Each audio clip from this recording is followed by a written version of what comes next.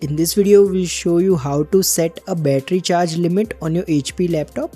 So first, shut down your HP laptop completely. Once it is off, you'll need to press the power button, and as soon as you press the power button, you'll need to press the F10 key on your keyboard. So I'll just do that. So let's just first press the power button and then keep hitting the F10 key until you see this BIOS menu. Once you are inside the BIOS menu, use your keyboard to go to the System Configuration tab. Now here find an option called Adaptive Battery Optimizer or Battery Care function. It may be named differently depending on your laptop's model. Simply select that and set it to enable.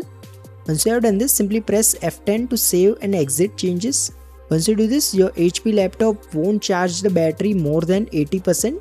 Note that in some cases you may see the 100% battery indicator on the taskbar, but your laptop is only actually charging the battery to 80%. If you want to disable the feature at any point, you can enter the BIOS menu again and set the Adaptive Battery Optimizer to disable.